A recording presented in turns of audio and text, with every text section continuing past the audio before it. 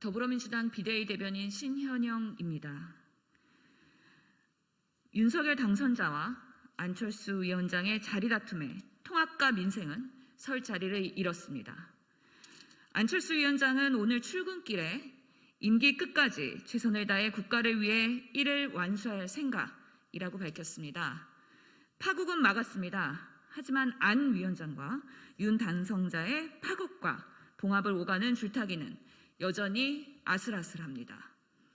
공동정부란 말이 무색한 인사 때문입니다. 윤석열 정부 첫 내각은 국민 통합과 협치를 통한 국정 운영을 바라는 국민의 기대에 미치지 못했습니다.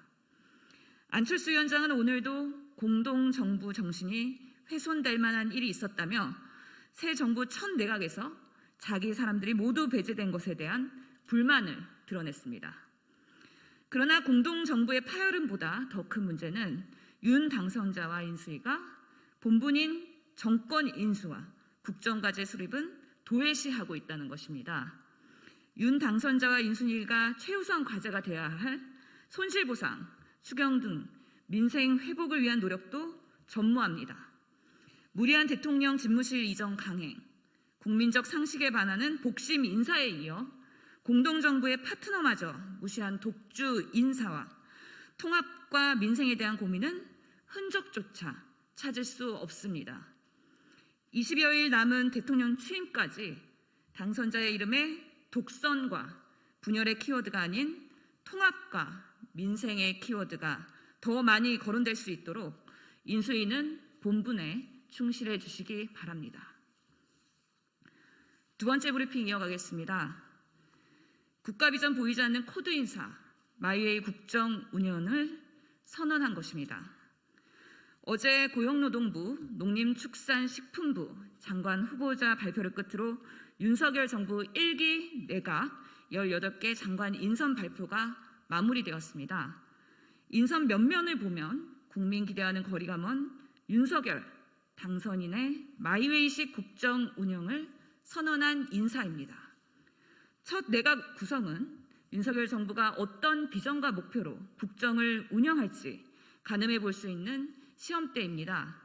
그러나 국민통합, 여야 협치는커녕 균형감과 배려를 전혀 찾을 수 없는 보은 인사, 코드 인사, 끼리끼리 인사였습니다. 자신의 측근을 전면 배치하고 학연이나 친분을 바탕으로 발탁했다는 혹평만 남았습니다. 윤석열 당선자는 능력이 발탁 기준이라고 얼버무렸습니다. 하지만 국민은 윤 당선자가 공직 역량을 갖춘 인재를 얼마나 폭넓게 구하려고 애썼는지 묻고 있습니다. 검증 기준 또한 알 수 없습니다. 대부분의 후보자들에 대해서 의혹과 논란이 쏟아지고 있지만 인수위는 검증 기준을 공개하고 있지 않습니다. 공직과 민간을 오가며 이해 충돌 논란에 빠진 후보자들이 부지기수고 윤석열 당선자가 가장 강조해온 공정과 정의의 가치를 무너뜨리는 후보자도 보입니다. 윤석열 당선인은 통합, 협치, 능력과 인품을 겸비한 사람의 인사의 기준이라고 공언했지만 정작 첫 내각은 잘 아는 사람 그리고 같이 일해본 사람으로 채워졌습니다. 인선 발표 당시 윤석열 당선자 뒤에 걸린 겸손하게 국민의 뜻을 받들겠습니다라는 글귀는 국민 기만입니까? 더불어민주당은 국회 인사청문회를 통한 철저한 검증으로 윤석열 당선자가 스스로 허문 공정과 정의의 가치를 되살리고 독선과 독주의 국정 운영을 막겠습니다. 세 번째 브리핑입니다. 윤석열 당선자는 국민의힘 공천을 사천으로 만들려는 것인지 분명하게 답해야 합니다. 국민의힘 지방선거 공천에서 윤심 논란이 계속되고 있습니다.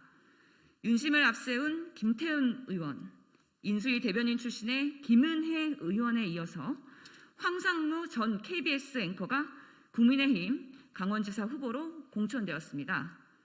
윤 당선자의 대선 TV 토론을 도운 인연으로 황상무 전 앵커가 공천되었다는 것이 논란의 중심입니다. 그에 반해 경쟁자였던 김진태 전 의원은 국민의힘 대선 경선에서 지지 의사를 표명하지 않아 사실상 홍준표 의원을 지지한 것으로 해석되어 배제됐다는 것입니다. 실제로 황산무 전 KBS 앵커는 강원도 지사로 필요한 행정 경험이나 경력이 전무한데도 강원도지사 후보로 선정돼서 윤신 논란을 피하기 어렵습니다. 윤석열 후보의 대구 방문을 두고도 대선 경선 경쟁자인 홍준표 전 의원의 대구시장 입성을 막기 위한 행보라는 지적이 나오고 있습니다. 인수위 대변인 출신의 김은혜 의원은 공교롭게도 윤 당선자의 경선 경쟁자인 유승민 전 의원과 경쟁하고 있습니다.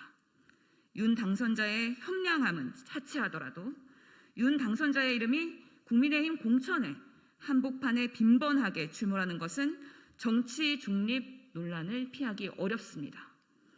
윤석열 당선자가 대한민국 5년의 미래를 준비하는 것이 뒷전이고 권력 안착에만 골말하는 것은 아닌지 심히 우려스럽습니다.